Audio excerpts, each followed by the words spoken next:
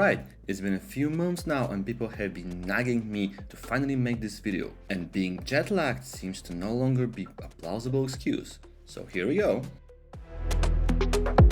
You know how when you watch a cool travel video and then decide to go there yourself, it's never actually the same. You would imagine a fun adventure and you turn out cold, wet and stuck in a queue somewhere. Well, this trip turned out the exception to prove this rule. Sadly, we were not able to figure out how to use the GoPro for a whole week into our trip, so I don't have good footage of our initial gut-wrenching struggles to get out of Hanoi, or of how my brand new iPhone flew off the handle and survived. We also have only a few glimpses of the beautiful Mokan Chai with its majestic terrace rice farms, and some friends we met along the way. Or the famously overrated Sapa resort with its opulent Hotel de la Cupole, easily the most luxurious hotel I've ever been to. Though that's where I had my first motorcycle fall, still kinda grumpy about that. So I have to skip right to the part where we left Giang. The first really spectacular thing I managed to record was us driving through the foggy peaks of a mountain pass. It was both scary and spectacular. I remember Costas saying it was like riding into a fairy tale, and I think I felt exactly like that. With the occasional truck that pushes you off the road from time to time, at least they had decency to honk.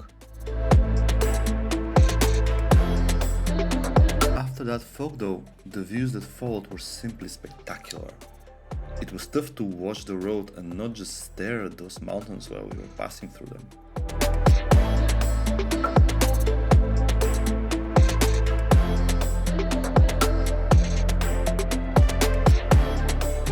In fact, we loved it so much that the next day we went through the same pass once again, choosing a more adventurous path.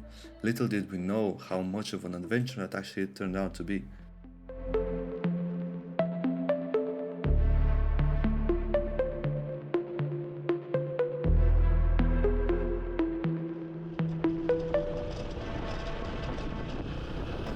Apparently, in Vietnam they don't close the roads for construction.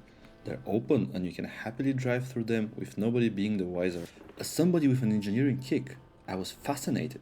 How were those roads actually built in this remote mountainous environment? What are the various stages of support they put on those roads? Fascinating stuff. And then, while you're chugging along with all of those engineering thoughts in your mind, you get nearly swept by a rotating crane. We joked with Costas that it looked like an obstacle in a video game. You had to time when you can pass it. People were using their scooters as trucks, carrying out supplies through those half-built roads. I mean, look at how much stuff those people are carrying. Apparently too much, poor guy. We followed that honorable Top Gear tradition and decided to help him by leaving. At some point, the road was actually closed and we had to scramble to actually find the path. We ended up in some spectacular back roads with almost nobody there on the roads except us.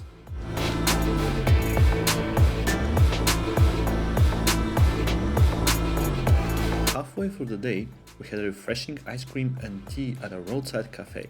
Yes, that cafe. That's what I call a table with a view.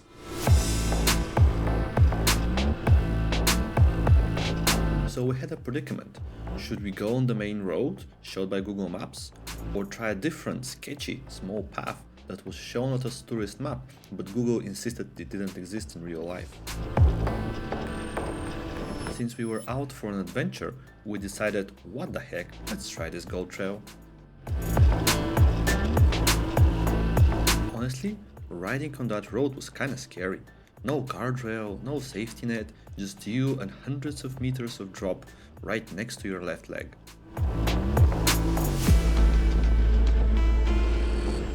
Apparently, we were kind of crashing the party of some local Instagram hipsters.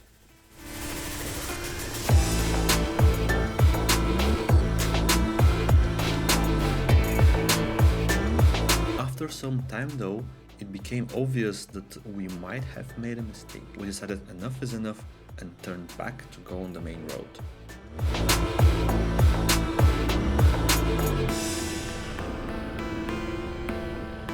Going back was even more heart-pounding though, since we were on the outside of the road. But given the amount of traffic, it seems this is quite a tourist destination, even with the inherent danger.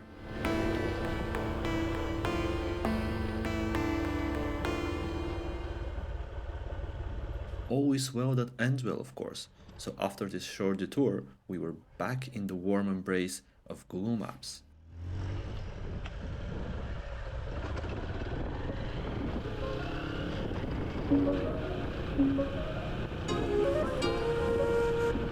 Some kilometers later, we were treated to one of the most spectacular views I've seen in my life. We kinda had to stop for a few Instagram photos.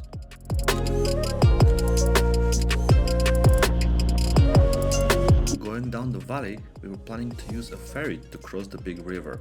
It was advertised to us as an old school bamboo ferry, but we got a bit lost and never actually saw it. Fortunately, we managed to get the attention of some friendly locals. They ferried us over in their boat for a very reasonable fee, though they did drop us off at the start of a very muddy uphill road. I had to learn how to do off-road riding in a hurry. Let's just say it was intense. Costas has sprinted up ahead, leaving me to deal with my own falls and muddy messes. I was not amused. The off-road trail was going for tens of kilometers, though only the first muddy uphill part was actually tough. There were people living in nicely built houses here, though how they managed to get the materials to build them remains a mystery to me. We would see the occasional passerby effortlessly rolling on his scooter, reminding me of how bad I was at handling my trusty bike, that was specifically built for paths like this. A few times I almost fell, and the technique of using my legs to support me when riding slowly became kinda natural. While this whole riding in the mud thing was quite fun, I cannot express in words the elation I felt when we finally hit the pavement and got on the main roads.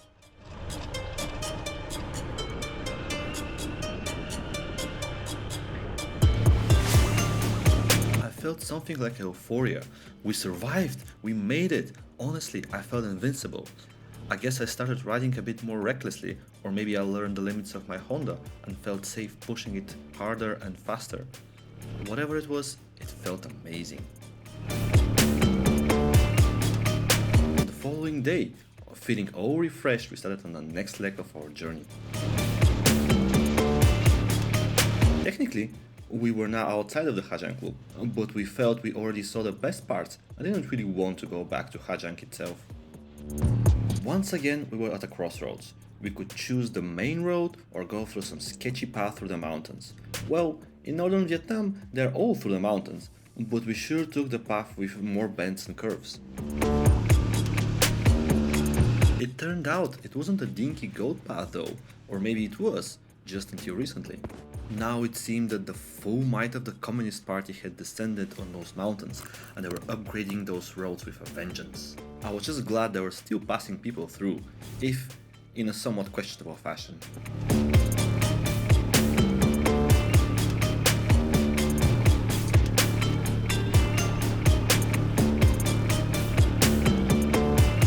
It was roadwork after roadwork. At this point it didn't even feel like a novelty, and I kinda just wanted to get to the part where they had finished their job and I could go on riding in peace. But when we got to it finally, our gamble on choosing the direction paid off. There was a curvy serpentine road that was featured on a few roadside posters on our way here, and we actually got to it now. It was curve after curve after curve, a motorbike enthusiast's wet dream. Well, I was still learning, but I bet Costas up front was soiling himself a little, banking into those corners.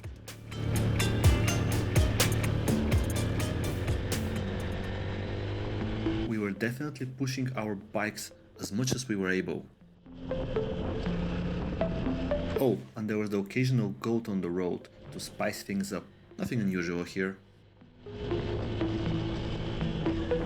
After all those trials and trepidations, when we got down to the more well-traveled roads, we stepped on the gas, maybe a bit harder than we ought to. Thankfully, there wasn't much traffic, and it was so much fun. We arrived at Cao Bang safely. It would be our base camp for the next 2 days. We settled in, ate some pizza, and drank some beer with an American couchsurfer, which we found in that small town to our collective amazement. Next day, we were off to see a waterfall and a cave next to the Chinese border. At some point, Costas complained how his muscles started to ache from all this driving. Well, to be precise, it was his butt that was hurting, so he devised a clever ploy. He would ride upright for a bit. At first, I thought he was just showing off, but he kept at it for quite some time. Thankfully, he kept his balance throughout it all.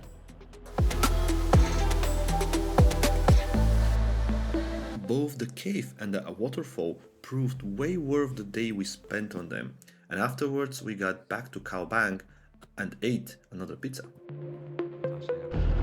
Finally, we were on our way back home, back to Hanoi. This is when we first got a taste of how it is to ride in the rain. We had prepared well though. High-vis, waterproof jackets and pants, nothing could stop us. And of course, as fortune would have it, I was able to observe firsthand why the stats for road accidents in Vietnam are so high. By some miracle, I didn't even have a bruise, and the bike was only slightly damaged. We managed to get to our destination pretty easily. The last stretch to Hanoi was actually pretty uneventful, but we were both rather tired and wanted to finally get to a comfy bed. At least I actually managed to capture some footage of that fabled Hanoi traffic, though at this point we were experienced enough that it wasn't all that scary.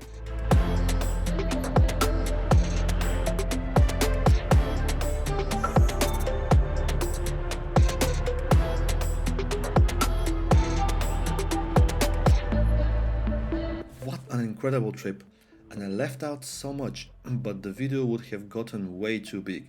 It's already on shaky grounds as it is.